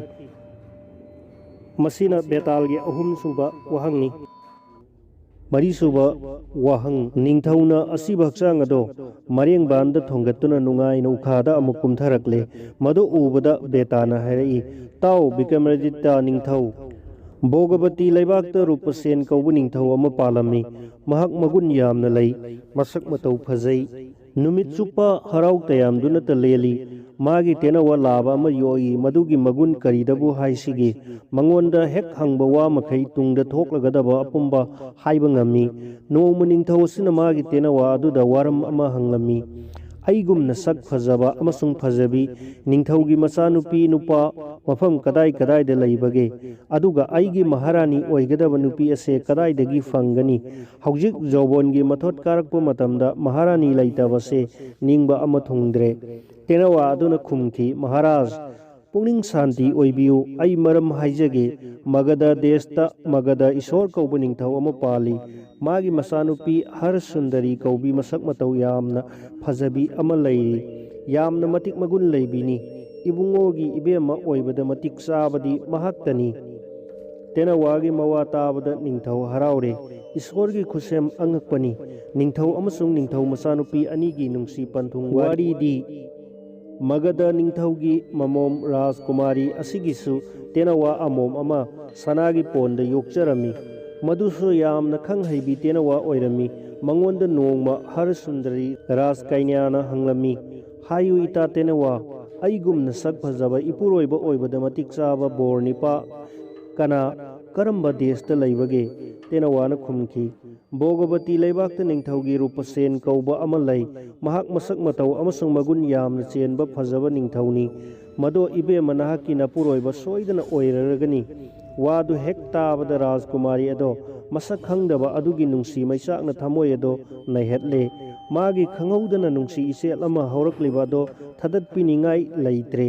ꯃꯁꯥ ꯑꯗꯣ ꯌꯥꯝꯅ ꯆꯣꯛꯊꯔꯦ꯫ ꯑꯗꯨꯅ ꯃꯥꯒꯤ ꯇꯦꯅꯋꯥꯒ ꯈꯟꯅꯗꯨꯅ ꯆꯤꯊꯤ ꯑꯃ ꯏꯔꯦ꯫ ꯑꯗꯨꯒ ꯆꯤꯊꯤ ꯑꯗꯣ ꯃꯅꯥꯏ ꯑꯃꯗ ꯄꯤꯗꯨꯅ ꯔꯨꯄꯁꯦꯟꯒꯤ ꯃꯅꯥꯛꯇ ꯊꯥꯈ꯭ꯔꯦ꯫ ꯆꯤꯊꯤꯒꯤ ꯃꯔꯣꯜ ꯌꯥꯝꯅ ꯏꯈꯤꯗꯦ, ꯋꯥꯍꯩ ꯈꯔꯗꯪꯗ ꯂꯣꯏꯁꯤꯟꯈꯤ꯫ ꯃꯔꯣꯟꯗꯤ ꯑꯁꯤꯅꯤ: ꯏꯕꯨꯡꯉꯣ ꯃꯍꯥꯔꯥꯖ, ꯆꯔꯟꯈꯥꯗ ꯇꯣꯜꯂꯕꯤ ꯑꯩꯒꯤ ꯊꯋꯥꯏ ꯃꯉꯥ ꯀꯠꯆꯔꯦ, ꯂꯟꯅꯗꯅ ꯂꯧꯁꯤꯟꯕꯤꯌꯨ꯫ ꯅꯨꯡꯁꯤ ꯃꯩꯅ ꯋꯥꯏꯗꯨꯅ ꯋꯥꯔꯕꯤ ꯍꯔꯁꯨꯟꯗꯔꯤ ꯍꯥꯏꯅ ꯊꯥꯗꯨꯅ ꯏꯔꯝꯃꯤ꯫ ꯃꯗꯨ ꯗꯨꯠꯅ ꯄꯨꯔꯛꯇꯨꯅ ꯕꯣꯒꯕꯇꯤ ꯗꯦꯁ ꯌꯧꯈ꯭ꯔꯦ꯫ ꯊꯕꯛ ꯑꯁꯦ ꯀꯅꯥꯒꯨꯝꯕ ꯑꯇꯣꯞꯄ ꯑꯃꯠꯇ ꯈꯪꯈꯤꯗꯦ꯫ ꯗꯨꯠ ꯑꯗꯣ ꯔꯨꯄꯁꯦꯟ ꯃꯍꯥꯔꯥꯖꯀꯤ ꯁꯚꯥꯗ ꯌꯧꯔꯗꯨꯅ ꯅꯤꯡꯊꯧꯒꯤ ꯃꯃꯥꯡꯗ ꯈꯨꯔꯨꯝꯂꯒ ꯆꯤꯊꯤ ꯑꯗꯣ ꯀꯠꯁꯤꯟꯈ꯭ꯔꯦ꯫ ꯑꯗꯨꯒ ꯍꯥꯏꯅꯤꯡꯕ ꯋꯥꯔꯣꯜ ꯀꯌꯥ ꯍꯪꯒꯠꯂꯦ꯫ ꯃꯔꯣꯜ ꯈꯪꯂꯕꯗ ꯅꯤꯡꯊꯧ ꯍꯔꯥꯎꯅ ꯆꯤꯊꯤ ꯑꯗꯣ ꯂꯧꯔꯒ ꯍꯥꯡꯗꯣꯛꯇꯨꯅ ꯄꯥꯔꯦ꯫ ꯆꯤꯊꯤꯒꯤ ꯃꯔꯣꯜ ꯇꯥꯔꯕꯗ ꯔꯨꯄꯁꯦꯟ ꯅꯨꯡꯉꯥꯏꯕꯅ ꯇꯨ ꯆꯨꯡꯂꯝꯃꯤ꯫ ꯑꯗꯨꯗꯒꯤ ꯊꯤꯟꯊꯕ ꯇꯧꯗꯨꯅ ꯃꯥꯒꯤ ꯇꯦꯅꯋꯥ ꯑꯗꯨ ꯄꯨꯗꯨꯅ ꯔꯨꯄꯁꯦꯟ ꯃꯍꯥꯔꯥꯖ ꯃꯒꯙ ꯂꯩꯕꯥꯛ ꯌꯧꯅꯕ ꯆꯠꯈ꯭ꯔꯦ꯫ ꯃꯒꯙ ꯏꯁꯣꯔꯒ ꯎꯅꯔꯦ꯫ ꯑꯗꯨꯗ ꯅꯤꯡꯊꯧ ꯑꯗꯨꯅꯁꯨ ꯇꯔꯥꯝꯅ ꯃꯥꯕꯨ ꯑꯣꯛꯄꯤꯔꯦ꯫ ꯑꯗꯨꯒ ꯅꯤꯡꯊꯧꯒꯤ ꯔꯥꯖ ꯁꯚꯥꯗ ꯐꯝꯃꯤꯟꯅꯗꯨꯅ ꯋꯥꯔꯤ ꯋꯥꯇꯥꯏ ꯁꯥꯅꯈꯤ꯫ ꯃꯇꯨꯡꯗ ꯃꯥꯅ ꯂꯥꯛꯄꯒꯤ ꯃꯔꯝ ꯍꯪꯂꯝꯃꯤ꯫ ꯔꯨꯄꯁꯦꯟ ꯅꯤꯡꯊꯧꯅ ꯃꯒꯙ ꯏꯁꯣꯔꯗ ꯅꯣꯜꯂꯨꯛꯅ ꯍꯥꯏꯔꯛꯏ: ꯃꯍꯥꯔꯥꯖ, ꯑꯩꯅ ꯂꯥꯛꯆꯕꯗꯤ ꯅꯆꯥ ꯏꯕꯦꯝꯃꯁꯦ ꯄꯤꯅꯕꯤꯔꯣ꯫ ꯅꯤꯡꯊꯧ ꯑꯩꯒꯤ ꯃꯍꯥꯔꯥꯅꯤ ꯍꯥꯞꯆꯔꯒꯦ꯫ ꯃꯍꯥꯔꯥꯅꯤ ꯂꯩꯇꯕꯅ ꯄ꯭ꯔꯖꯥꯒꯤ ꯅꯤꯡꯕ ꯊꯨꯡꯅꯗ꯭ꯔꯦ꯫ ꯃꯒꯙ ꯅꯤꯡꯊꯧ ꯃꯇꯤꯛ ꯆꯥꯕ ꯅꯤꯡꯊꯧ ꯃꯃꯥꯟꯅꯕ ꯑꯣꯏꯕ ꯑꯃꯗꯤ ꯃꯁꯛ ꯃꯇꯧ ꯌꯥꯝꯅ ꯐꯖꯕ ꯑꯗꯨꯗ ꯃꯆꯥꯅꯨꯄꯤ ꯊꯥꯖꯕ ꯌꯥꯈ꯭ꯔꯦ꯫ ꯑꯗꯨꯅ ꯑꯄꯟꯕ ꯂꯩꯇꯅ ꯑꯐꯕ ꯅꯨꯃꯤꯠ ꯌꯦꯡꯗꯨꯅ ꯃꯆꯥꯅꯨꯄꯤ ꯂꯨꯍꯣꯡꯕꯤꯔꯦ꯫ ꯂꯨꯍꯣꯡꯂꯕꯒꯤ ꯃꯇꯨꯡꯗ ꯃꯆꯥ ꯃꯃꯥꯛ ꯑꯅꯤꯃꯛ ꯅꯤꯡꯊꯤꯖꯔꯕ ꯌꯨꯝ ꯑꯃ ꯁꯥꯕꯤꯗꯨꯅ ꯃꯇꯝ ꯈꯔꯒꯤꯗꯃꯛ ꯂꯩꯍꯜꯂꯦ꯫ ꯅꯤꯡꯊꯧ ꯔꯨꯄꯁꯦꯟ ꯍꯔꯁꯨꯟꯗꯔꯤꯒꯤ ꯁꯅꯥꯒꯤ ꯄꯣꯟꯗ ꯇꯦꯅꯋꯥ ꯑꯃꯣꯝ ꯑꯃ ꯂꯩꯔꯝꯕ ꯎꯔꯗꯨꯅ ꯃꯥꯒꯤ ꯇꯦꯅꯋꯥ ꯂꯥꯕ ꯑꯗꯣ ꯄꯨꯔꯛꯇꯨꯅ ꯃꯥꯒꯤ ꯄꯣꯟ ꯑꯗꯨꯗ ꯍꯥꯞꯆꯤꯜꯂꯔꯦ꯫ ꯔꯥꯖ ꯔꯥꯅꯤ ꯑꯅꯤ ꯑꯗꯣ ꯅꯨꯡꯉꯥꯏꯕꯒꯤ ꯆꯥꯡꯗꯝ ꯈꯪꯈꯤꯗ꯭ꯔꯦ꯫ ꯔꯨꯄꯁꯦꯟꯒꯤ ꯇꯦꯅꯋꯥ ꯂꯥꯕꯅꯤ, ꯍꯔꯁꯨꯟꯗꯔꯤꯒꯤꯅ ꯇꯦꯅꯋꯥ ꯑꯗꯣ ꯑꯃꯣꯝꯅꯤ꯫ ꯃꯔꯝ ꯑꯗꯨꯅ ꯅꯤꯡꯊꯧ ꯔꯥꯅꯤ ꯑꯅꯤꯅ ꯃꯈꯣꯏꯒꯤ ꯍꯔꯥꯎ ꯅꯨꯡꯉꯥꯏꯕꯗ ꯃꯇꯦꯡ ꯑꯣꯏꯅꯕ ꯇꯦꯅꯋꯥ ꯂꯥꯕꯗꯣ ꯇꯦꯅꯋꯥ ꯑꯃꯣꯝꯒꯤ ꯃꯅꯥꯛꯇ ꯍꯥꯞꯆꯤꯜꯂꯨꯕꯅꯤ꯫ ꯃꯗꯨꯗ ꯇꯦꯅꯋꯥ ꯂꯥꯕꯗꯣ ꯎꯕꯗꯒꯤ ꯑꯃꯣꯝ ꯑꯗꯣ ꯃꯃꯥꯏ ꯂꯨꯞꯊꯈ꯭ꯔꯦ꯫ ꯃꯗꯨ ꯎꯕꯗ ꯇꯦꯅꯋꯥ ꯂꯥꯕꯗꯨꯅ ꯍꯥꯏꯔꯛꯏ: ꯕꯤꯙꯤꯒꯤ ꯅꯣꯡꯗꯝ ꯃꯇꯨꯡ ꯏꯟꯅ ꯑꯩꯈꯣꯏ ꯑꯅꯤ ꯂꯩꯃꯤꯟꯅꯔꯔꯦ꯫ ꯃꯁꯤꯗ ꯅꯍꯥꯛꯅ ꯋꯥꯕꯒꯤ ꯃꯔꯝ ꯀꯔꯤꯅꯣ? ꯑꯩꯗꯤ ꯅꯪꯒꯤ ꯅꯨꯡꯁꯤ ꯃꯩꯆꯥꯛꯅ ꯗꯦꯍꯦꯁꯦ ꯄꯨꯕ ꯌꯥꯗ꯭ꯔꯦ꯫ ꯆꯥꯅꯊꯣꯏꯔꯕꯤ ꯅꯍꯥꯛꯅ ꯑꯩꯕꯨ ꯍꯔꯥꯎ ꯇꯔꯥꯝꯍꯟꯕꯤꯌꯨ꯫ ꯇꯦꯅꯋꯥ ꯑꯃꯣꯝ ꯑꯗꯣ ꯃꯃꯥꯏ ꯑꯗꯨꯝ ꯂꯨꯞꯊꯅ ꯋꯥ ꯍꯥꯏꯔꯛꯏ: ꯅꯤꯄꯥ ꯂꯥꯕ ꯑꯣꯏꯕ ꯖꯥꯠꯁꯦ ꯑꯩꯉꯣꯟꯗꯗꯤ ꯊꯣꯏꯅ ꯀꯥꯟꯅꯕ ꯂꯩꯖꯗ꯭ꯔꯦ꯫ ꯃꯈꯣꯏꯒꯤ ꯃꯃꯥꯏ ꯌꯦꯡꯉꯨꯔꯕꯗꯤ ꯄꯥꯞ ꯆꯪꯒꯗ꯭ꯔꯥ ꯈꯟꯖꯔꯦ꯫ ꯃꯔꯝꯗꯤ ꯅꯤꯄꯥ ꯍꯥꯏꯕ ꯖꯥꯠꯁꯦ ꯌꯥꯝꯅ ꯕꯤꯁ꯭ꯋꯥꯁꯘꯥꯇꯛ ꯑꯣꯏ꯫ ꯃꯗꯨ ꯇꯥꯕꯗ ꯇꯦꯅꯋꯥ ꯂꯥꯕꯗꯣ ꯈꯔ ꯏꯀꯥꯏꯔꯦ꯫ ꯑꯗꯨꯅ ꯃꯥꯁꯨ ꯋꯥ ꯍꯥꯏꯔꯛꯏ: ꯅꯤꯄꯥꯕꯨ ꯏꯀꯥꯏ ꯍꯪꯒꯣꯏ ꯈꯪꯗꯕꯤ ꯅꯨꯄꯤ ꯀꯌꯥꯃꯨꯛꯁꯨ ꯎꯔꯦ꯫ ꯁꯒꯣꯜ ꯁꯥꯃꯨ ꯐꯥꯎꯕ ꯑꯌꯥꯝꯕ ꯈꯦꯟꯅꯩ꯫ ꯌꯣꯠ ꯑꯃꯗꯤ ꯎꯒ ꯀꯔꯤꯒꯨꯝꯕꯗ ꯃꯥꯟꯅꯗꯦꯗꯣ? ꯃꯇꯝ ꯑꯌꯥꯝꯕꯗ ꯅꯨꯡ ꯑꯃꯁꯨꯡ ꯃꯅꯤ ꯃꯨꯛꯇꯥꯒ ꯈꯦꯟꯅꯕꯒꯨꯝꯕꯅꯤ꯫ ꯑꯗꯨꯒꯨꯝꯕ ꯅꯤꯄꯥ ꯅꯨꯄꯤ ꯑꯣꯏꯕꯁꯤꯡꯁꯨ ꯌꯥꯝꯅ ꯌꯥꯅꯈꯤꯗꯔꯦ꯫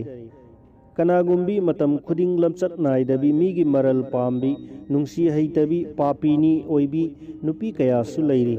ꯃꯈꯣꯏ ꯑꯗꯣ ꯃꯁꯥꯗ ꯊꯥꯖꯕ ꯂꯩꯇ꯭ꯔꯕ, ꯃꯄꯨꯔꯣꯏꯕ ꯐꯥꯎꯕ ꯍꯥꯠꯄ ꯉꯝꯕ ꯅꯨꯄꯤꯅꯤ꯫ ꯃꯇꯧ ꯑꯁꯨꯝꯅ ꯃꯈꯣꯏ ꯑꯅꯤꯃꯛ ꯑꯃꯒ ꯑꯃꯒ ꯈꯟꯅꯔꯛꯂꯦ꯫ ꯇꯦꯅꯋꯥ ꯑꯅꯤ ꯑꯗꯨꯒꯤ ꯉꯥꯡꯅꯕ ꯑꯗꯣ ꯅꯤꯡꯊꯧꯅ ꯇꯥꯔꯗꯨꯅ ꯀꯔꯤꯒꯤ ꯁꯥꯎꯔꯤꯕꯅꯣ ꯍꯪꯂꯛꯏ꯫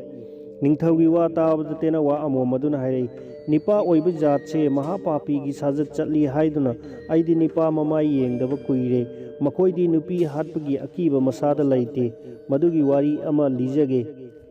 ꯑꯦꯂꯥꯒꯔ ꯀꯧꯕ ꯁꯍꯔ ꯑꯃ ꯂꯩꯔꯝꯃꯤ꯫ ꯃꯗꯨꯗ ꯏꯅꯥꯛ ꯀꯩꯔꯥꯛ ꯈꯨꯟꯕ ꯍꯤꯗꯤꯡꯒꯥ ꯂꯂꯣꯟꯕ ꯅꯤꯄꯥ ꯑꯃ ꯂꯩꯔꯝꯃꯤ꯫ ꯃꯥꯒꯤ ꯙꯅꯟꯖꯣꯏ ꯀꯧꯕ ꯃꯆꯥꯅꯤꯄꯥ ꯑꯃ ꯂꯩ꯫ ꯃꯍꯥꯛ ꯑꯗꯣ ꯃꯌꯨꯝ ꯃꯀꯩ ꯄꯥꯟꯕ ꯌꯥꯔꯛꯂꯗꯨꯅ ꯃꯄꯥꯅ ꯃꯇꯤꯛ ꯆꯥꯕ ꯃꯃꯧ ꯌꯦꯡꯕꯗ ꯕꯔꯙꯃꯥꯟ ꯗꯦꯁꯇ ꯃꯥꯒꯨꯝꯅ ꯍꯤꯗꯤꯡꯒꯥ ꯂꯂꯣꯟꯕ ꯏꯅꯥꯛ ꯈꯨꯟꯕ ꯅꯤꯄꯥ ꯑꯃꯒꯤ ꯃꯆꯥꯅꯨꯄꯤ ꯔꯥꯖꯕꯇꯤ ꯀꯧꯕꯤ ꯁꯛꯍꯦꯟꯕꯤ ꯑꯃ ꯊꯦꯡꯅꯗꯨꯅ ꯃꯗꯣ ꯍꯥꯏꯔꯒ ꯃꯆꯥꯅꯤꯄꯥꯗ ꯂꯨꯍꯣꯡꯕꯤꯔꯦ꯫ ꯅꯨꯄꯤ ꯃꯄꯥ ꯑꯗꯨꯅ ꯃꯆꯥꯒꯤ ꯑꯑꯣꯡ ꯑꯎꯟ ꯀꯌా ꯇꯝꯗꯨꯅ ꯃꯆꯥꯕꯨ ꯃꯄꯨꯔꯣꯏꯕꯒꯤ ꯃꯌꯨꯝꯗ ꯊꯤꯟꯈ꯭ꯔꯦ꯫ ꯃꯇꯧ ꯑꯁꯨꯝ ꯇꯧꯅ ꯅꯨꯡꯉꯥꯏꯅ ꯃꯇꯝ ꯈꯔ ꯂꯩꯔꯝꯂꯒ ꯃꯄꯥ ꯏꯅꯥꯛ ꯈꯨꯟꯕ ꯑꯁꯦ ꯅꯣꯡꯒꯥꯈ꯭ꯔꯦ꯫ ꯃꯄꯥꯒꯤ ꯃꯔꯟ ꯄꯨꯝꯅꯃꯛ ꯃꯆꯥꯅꯤꯄꯥꯅ ꯂꯣꯏꯅ ꯐꯪꯍꯧꯔꯦ꯫ ꯑꯗꯨꯗꯒꯤ ꯙꯅꯟꯖꯣꯏ ꯑꯁꯤꯅ ꯃꯄꯥꯅ ꯇꯥꯜꯂꯝꯕ ꯃꯔꯟ ꯄꯨꯝꯅꯃꯛ ꯖ꯭ꯋꯥꯔꯗ ꯂꯣꯏꯅ ꯊꯥꯗꯣꯛꯇꯨꯅ ꯃꯥꯡꯍꯟꯈ꯭ꯔꯦ꯫ ममई थंगददी सेना चाननब पोट अमत्ता लैरक्तरदुना मतई मनाव मखोय अनि नुपी मपामदा चटख्रे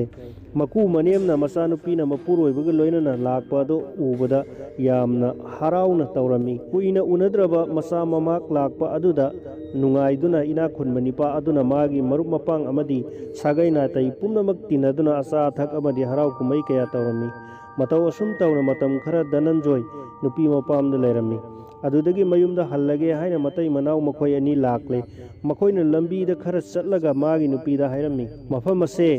दाकू कनबा मीना किनबा जगानी नंगे लिक फिरोल पुनमक योमसिलगा अइंगोंदा पिराउ आई मी खंगंदना पुबीगे अदुगा नहाक्ति यामना तोलबा अनंगबा अमा सादुना चलु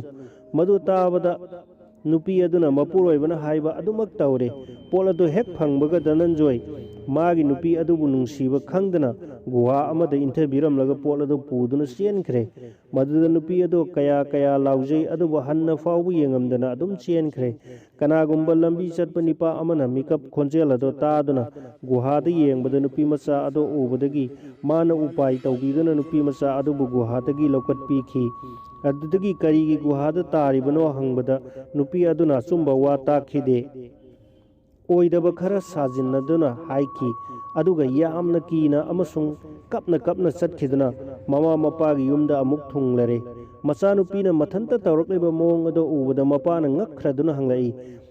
नुपी मचा नपुरोइबना कदाइदा लैहौरे अदुगा नफी नरोल लिक्कोना कदाइदा थमख्रे नहाकना अंगाउबीगुम लाक्लिबा करिगिनो मचानुपी अदुना ओइदबा वाना अवोइबा सादुना हाइरै पाबुंग लंबीदा दाकुसिंगना पोचै पुनमक मुल्लगा इपुरोइबबुसु फादुना पुल्लगा थमख्रे मदुदा अइना इज्जत मांगहनिंगदुना चेलकपनी मचानुपीगी मिनम वाहेदो ताबदा मपा ममा अमसुंग मियाम पुनमक वानरमी अदुबु मचानुपीबुदी वारुरगनु हाइना थेमजिनबिरमी धनंजयदी नुपीगी मपोट मसै पुनमक फंगलबदा हराउना अदुम चटख्रे मयुम यौरगा पोटसिंग अदो योनथोक्तुना अफंगबा सेल अदुना युआर अमुक सानरे मदु मसु लोइना अमुक मांगख्रे गति लैत्रे चानिंगाई थकनिंगाई लैत्रदुना मतम खरा खांगलमलगा इकाई इकी हुंदोक्तुना मकू मनेमगी युमदा अमुक हन्ना लाकले अदुबु पाक हेक चंगबदी ngamlamde मपुरोइबना अमुक लाकपो उरबदा नुपी अदो मागी फत्तबा पुनमक काउथोक्तुना हराउना ओक्चदुना मयुमदा अमुक पुसिनबीरे अदुगा लोना हाइरमी इबुंगो करियमता चिंगनबीगनु दाकुना पोचै मुनखिबनी हाइना आइना मयामबु थाजहलबनी इबुंगोगी दोष लैते पुनमक ईश्वरगी लीलानी मदु ताबदा धनंजय नुंगाइना अमुक मकू मनेमगी युमदा लैरक्ले मतौ असुमना लैबा अदुदा नुपी मचा अदुगी मफी मरोल अमदी लिक कोन लैजदबा अदो ममाना अमुक हन्ना लोइना हानदगुम थोनबीरे असुम तौना मतम खरा यामना नुंगाइना लैमिनरे अदुदगी धनंजय मागी नुपी पुदुना युमदा अमुक लाकले मखोइना लाकपदा लमखांगदा नुमित ताथोखिदुना मखोइ मफम अमदा अहिंग अदो लेक्लम्मी अहिंग अदुदा धनंजय पैसागी वाखन्ना नुपी अदुबु नुंसीबा खंगलक्तरे अदुना मतु अदो खंगंदना हातोक्लमलगा मागी मपोट मचै पुनमक पुदुना चटखिरे नुपी अदो निपा थाजरुबगी मथ्वाई अदुम थाखिरमी येंगबिउ महाराज निपा ओइबगी थबक हौनदबा लमचटना महात्मकी नुपी हाटपा ngamki मसे इमितमकना उजरक्लबनी महाराज ओइदबनी हाइना सिंगनबीगनु मरम अदुना अहाक निपा ममाई येंजनिंगद्रे तेनावा अमोमगी वारी अदो लोइरबदा निंगथौना मागी तेनावा लाबदुदा अमुक हंगलाई नहाक्ति करी मरम खंगदुना माग खनरुरिबनो